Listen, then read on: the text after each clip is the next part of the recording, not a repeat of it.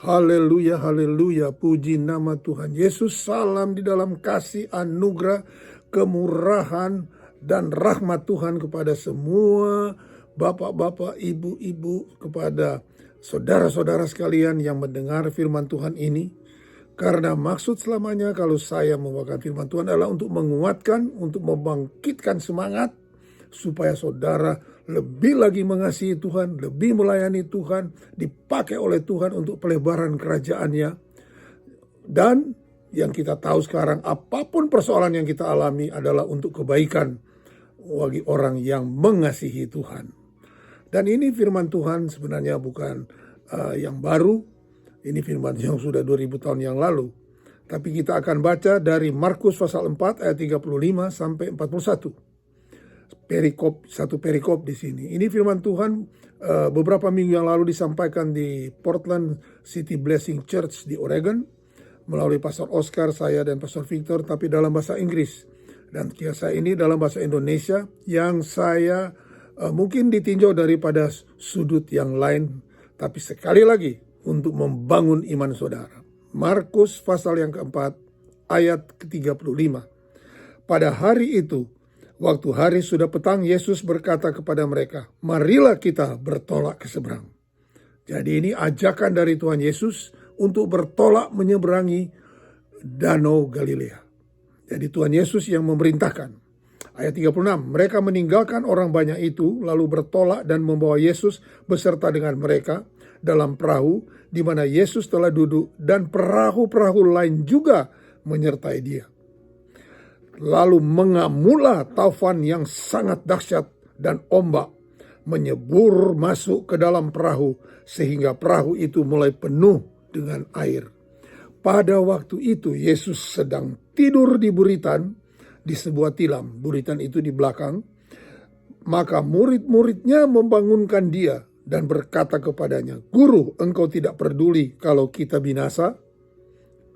Ia pun bangun, menghardik angin itu dan berkata kepada danau itu, "Diam, tenanglah." Lalu angin itu reda dan danau itu menjadi teduh sekali. Lalu ia berkata kepada mereka, "Mengapa kamu begitu takut? Mengapa kamu tidak percaya?" Mereka menjadi sangat takut dan berkata seorang kepada yang lain, "Siapa gerangan orang ini sehingga angin dan danau pun taat kepadanya?" Jadi ini satu perikop di mana Tuhan Yesus menyuruh atau memerintahkan untuk menyeberang. Tapi di tengah-tengah waktu sedang menyeberang malam, terjadi angin tofan ombak yang dahsyat. Atau di terjemahan bahasa Inggris dikatakan angin puting beliung, tornado yang memutar. Sehingga mereka sangat takut. Nah, kita lihat apa maksud daripada Tuhan. Dia bilang, "Marilah kita bertolak ke seberang." Jadi ada beberapa contoh kalau Tuhan yang menyuruh kita melewati sesuatu ke seberang, maka kita akan mengalami hal-hal yang belum pernah kita alami dahulu. Karena Tuhan akan membawa kita dari satu tingkat kepada tingkat yang lebih tinggi lagi untuk mengenal Dia, siapa sebenarnya Dia. Nah, jadi kita ambil contoh. Waktu orang Israel dari Keluaran pasal yang ke-14 ayat 15-31, saya tidak bacakan. Kalau saudara baca sendiri di rumah, Keluaran 14 ayat 15 sampai 31. Waktu orang Israel keluar dari Mesir, saudara lihat filmnya dan lain-lain. Waktu mereka sudah keluar berjalan 3 hari dan akhirnya mereka sampai di pinggir laut. Laut Red Sea atau Teberau bahasa Indonesianya. Dan Firaun datang dan saudara lihat, dan Musa dengan perintah Tuhan dia membelah laut. Dan orang Israel berjalan, dan kita tahu ceritanya, tentara Mesir itu semua tenggelam dan mati. Jadi orang Israel yang udah 400 tahun lebih di Mesir, Tuhan membawa mereka menyeberangi laut Merah atau Teberau dan membawa satu pengalaman yang lebih indah lagi. Perjalanan di padang pasir untuk menuju tanah perjanjian. Jadi kita lihat ada suatu pengalaman yang baru. Kita ambil contoh lagi dari Joshua pasal yang ketiga. Waktu Joshua lagi sebelum masuk tanah perjanjian ada sungai Yordan. Dan Tuhan katakan di Joshua pasal 3 ayat 5. Kamu harus berjalan mengikuti tabut perjanjian. Atau sekarang dibilang hadirat Tuhan. Dan saya baca ayatnya. Hanya antara kamu dan tabut itu harus ada jarak kira-kira 2000 hasta panjangnya. Janganlah mendekatinya. Maksudnya supaya kamu mengetahui jalan yang harus kamu tempuh. Sebab jalan itu belum pernah kamu lalui dulu. Mereka belum pernah mengalami. Saudara, ada firman Tuhan 2 seri tentang bagaimana jalan kemenangan untuk memasuki yang belum pernah mereka alami. Dan waktu imam-imam mengangkat tabut perjanjian pas masuki sungai Yordan itu terbelah 2. Padahal itu musim banjir. Dan mereka masuk. Dan situ mereka mengalami sesuatu lagi. Dan sesudah itu mereka masuk di tanah perjanjian. Mereka ada 7 bangsa di sana. Mereka berperang. Saudara dengar firman Tuhan yang bagaimana hidup berkemenangan. Belum pernah mereka alami. Dan waktu mereka menyeberang sungai Yordan, pasal yang kelima dari Joshua, dia bilang, mana yang tiap hari turun waktu di padang pasir selama 40 tahun berhenti. Satu pengalaman baru.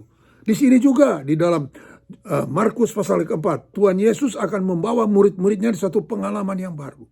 Tapi untuk di dalam pengalaman itu, tiba-tiba kalau di Lukas pasal yang ke-8 dibilang sekonyong-konyong. Tiba-tiba turunlah taufan. Sekonyong-konyong. Jadi di dalam kita mengikut Tuhan, saya katakan ulangi lagi, di dalam saudara dan saya mengikut Tuhan, saudara melakukan perintah Tuhan. Bukan gak ada persoalan, ada persoalan saudara. Angin tofan, angin puting beliung, angin yang memutar, atau bahasa Indonesianya saya catat di sini, taufan yang sangat dahsyat atau hurricane, atau bahasa Indonesia lesus, angin tofan, angin puting beliung, angin pilin, tornado, angin puyuh, wah datang perahunya. Nah persoalannya Tuhan Yesus ada di perahu, dia tidur di buritan dengan nyenyak. Dan murid-murid ketakutan. Ya, saya pernah alami semua ini saudara, ombak, ya begitu. Semua, dan pengalaman saya kalau ada ombak yang besar, saya udah ngalami ombak tuh 9 meter di Tanjung Pengharapan, gak ada satu orang yang mabuk di kapal. Karena semua takut. Nah ini murid-muridnya takut. Dan mereka bangunkan Tuhan Yesus. Oh ini ombak dahsyat, udah mau tenggelam. Air udah masuk ke dalam perahu. Mulai penuh lagi, bukan cuma masuk. Udah mulai penuh. Herannya Tuhan Yesus tidur di belakang. Dengan tenang. Jadi kalau kita mengikut Tuhan, perintah Tuhan, Tuhan Yesus itu gak kemana-mana. Dia ada dengan kita. Haleluya. Karena dia Immanuel. Mungkin saudara dan saya mungkin kenapa begini, kenapa ada corona, kenapa ada COVID-19, kenapa ada begini, gak berhenti-berhentinya, gak tahu penujungnya. Saudara tenang, Tuhan Yesus ada di tengah-tengah kita. Dia tetap raja yang bertakhta di kerajaan sorga. Dia gak pernah bingung. Dan waktu mengamuk, ayat 38, pada waktu Yesus sedang tidur di buritan di sebuah tilam, maka murid-murid yang membangunkan dia dan berkata, Guru, engkau tidak peduli kalau kita binasa. Ia pun bangun, menghardik angin itu, ayat 39, dan berkata kepada danau, diam, tenanglah. Lalu angin itu reda dan danau itu menjadi teduh. Puji Tuhan, saya percaya semua yang kita alami, baik itu secara pribadi, secara keluarga, secara gereja, secara negara, yang saat ini di seluruh dunia mengalami, satu waktu Tuhan Yesus akan bangun dan dia akan perintahkan tenang. Dia bilang diam. Lalu kata Tuhan Yesus kepada mereka. Lalu ia berkata kepada mereka, mengapa kamu begitu takut? Mengapa kamu tidak percaya? Tidak percaya. Kalau saudara baca ayat sebelumnya dari Markus pasal keempat ini, di Tuhan Yesus lagi memberi contoh bagaimana kerajaan Allah itu seperti biji sesawi. Biji yang paling kecil, tapi dia akan bertumbuh. Kalau di Matius pasal yang ke-20, Matius 17 ayat 20 maksud saya, Tuhan Yesus, iman itu seperti biji sesawi. Kalau ada iman yang kecil ditanam, maka Kamu perintahkan pada gunung ini pergi, gunung ini pergi. Jadi dia bilang, kenapa kamu kurang percaya? Takut itu boleh saudara. Tapi jangan ada roh ketakutan. 1 Timotius 1 dikatakan, Tuhan bukan memberikan kita roh ketakutan. Kita takut normal. Tapi jangan roh ketakutan menguasai saudara. Takut itu boleh, sekali lagi, roh ketakutan tidak boleh. Tapi Tuhan memberi roh yang membangkitkan kuasa, kasih, dan disiplin. Puji nama Tuhan Yesus. Jadi ini kalau saudara ikut Tuhan, ada persoalan, puji Tuhan, Tuhan Yesus ada. Immanuel. Pada waktunya dia bangun dan dia katakan. Ayat 41. Mereka menjadi sangat takut. Berkata seorang pada yang lain, siapakah gerangan orang ini? Sehingga angin dan danau pun taat kepadanya. Takut akan situasi, oke. Tapi di sini 41 mereka menjadi sangat takut. Semua takut itu roh ketakutan saudara usir. Tapi takut akan Tuhan tidak boleh diusir.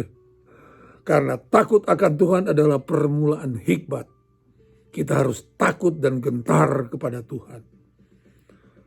Amin. Dia adalah raja segala raja dan hakim. Jadi takut semua, takut akan Tuhan, jangan ditengking, jangan diusir. Tuhan sekali lagi, saya percaya badai ini pasti akan berlalu.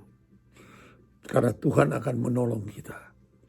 Amin. Apapun yang kita alami sekarang, secara pribadi atau keluarga, Tuhan akan menolong. Karena Tuhan akan membawa kita kepada suatu dimensi yang lebih lagi lah Tuhan. Apa yang terjadi? Sesudah mereka menyeberang Danau Galilea. Apa yang terjadi? Di pasal yang kelima. Pasal yang 5 daripada Markus pasal yang kelima. Apa yang terjadi? Ayat 1. Lalu sampailah mereka di seberang danau di daerah Gerasa. Baru saja Yesus turun dari perahu, datanglah seorang yang kerasukan roh jahat dari pekuburan menemui dia. Orang itu diam di sana, tidak ada seorang pun lagi sanggup mengikatnya sekalipun dengan rantai. Karena sudah sering dibelenggu, dirantainya diputuskannya, belenggunya dimusnahkan. Sehingga tidak ada seorang pun yang cukup kuat menjedakkan. Siang dan malam ia berkeliaran. Ketika ia melihat Yesus dari jauh, berlarilah ia mendapatkan dan menyembahnya. Tuhan mau kasih lihat. Bukan saja air, bukan saja tofan, bukan saja ombak yang taat akan dia. Ini yang orang kerasukan setan menyembah dia. Baru Tuhan Yesus, kalau saudara tahu ceritanya, Tuhan Yesus bilang, siapa namamu? Legion. Dia bilang, pokoknya pergi, masuk ke babi-babi. Tuhan membawa kita ke dimensi yang baru lagi. Bukan saja dia Tuhan yang menguasai keadaan, dia juga menguasai semua. Dia adalah Tuhan di segala Tuhan. Semua iblis, roh jahat tunduk kepadanya. Jadi apapun yang kita alami sekarang, yang kita tidak tahu ada ujungnya, tapi kita tahu Tuhan membawa kita di dalam satu realm, satu dimensi yang lebih lagi. Tuhan mau menyatakan diri lagi. Sebab itu dia katakan dari Yohanes 14:21, kalau kita mengasihi Tuhan, dia akan mengasihi kita dan akan menyatakan diri kita kepadanya. Kenapa kita mengasihi Tuhan? Karena kita melakukan firman Tuhan. Jadi saudara tahu, saudara taat akan Tuhan, pasti Tuhan akan membawa saudara satu dimensi yang lebih lagi. So itu terus taat kepadanya, terus mengasihi Tuhan. Walaupun ada angin puting beliung, tornado, taufan yang datang, Tuhan itu tetap beserta dengan kita. Dari perikop ini kita telah belajar bahwa Tuhan mau membawa saudara dan saya ke dimensi yang lebih tinggi lagi. Iblis-iblis pun tunduk kepadanya. Jadi karena dia adalah Tuhan di segala Tuhan. Namanya adalah nama di atas segala nama. Haleluya. Terus mengasihi Tuhan. Tuhan membawa saudara dan saya dari satu dimensi kepada dimensi lain. Dia mau menyatakan diri satu kemuliaan kepada kemuliaan yang lebih besar. Haleluya. Kuatkan terus iman saudara. berdoa lebih dalam lagi, membaca firman lagi lebih dalam, supaya saudara, walaupun iman saudara sebiji sesawi, maka itu akan memindahkan gunung. Terima kasih, Tuhan Yesus memberkati. Selamat melayani. Haleluya.